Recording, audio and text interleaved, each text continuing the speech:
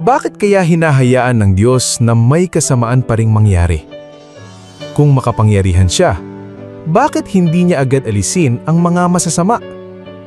Sa ebanghelyo natin ngayon, ipinaliwanag mismo ni Jesus kung bakit may panahon ng Diyos sa kanyang paghuhukom. Panahon na muli para ibahagi ko sa inyo ang mensaheng nagbibigay buhay mula sa ebanghelyo ngayong araw, July 28, 2026, Tuesday of the 17th week in Ordinary Time. Sa ebanghelyo natin ngayon mula sa Matthew chapter 13 verses 36 to 43, ipinaliwanag ni Jesus sa kanyang mga alagad ang talinghaga tungkol sa trigo at mga damo. Sinabi niya na ang naghahasik ng mabuting binhi ay ang anak ng tao. Ang bukid ay ang mundo. Ang mabuting binhi ay ang mga anak ng kaharian, samantalang ang mga damo ay ang mga sumusunod sa masama. Ang kaaway na naghahasik ng mga damo ay ang diablo. Ang anihan ay ang katapusan ng panahon at ang mga manggagapas ay ang mga anghel. Ipinaliwanag ni Jesus na darating ang araw ng paghuhukom. Titipunin ng Diyos ang lahat ng gumagawa ng kasamaan, ngulit ang mga matuwid ay magniningning na parang araw sa kaharian ng kanilang Ama. At nagtapos si Jesus sa isang paalala, ang may pandinig ay makinig. Mga ka-digital disciple, napakagandang mensahe ni Jesus. Minsan, naiinip tayo sa katarungan ng Diyos. Kapag nakikita nating tila umuunlad ang mga gumagawa ng masama, nagtatanong tayo, Panginoon, kailan ka kikilos? Ngunit ipinapaalala ni Jesus na ang Diyos ay hindi nagpapabaya. Hindi lamang siyang makatarungan, siya rin ay mapagtiis at mapaghabag.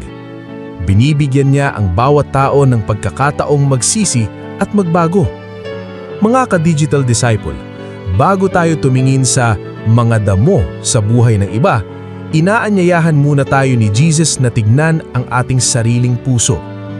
Tayo ba ay namumuhay bilang mabuting binhi ng kaharian? Sa ating pamilya, sa ating trabaho, sa ating paaralan, at maging sa social media, na ipapakita ba natin ang pag-ibig, katotohanan at habag ni Kristo?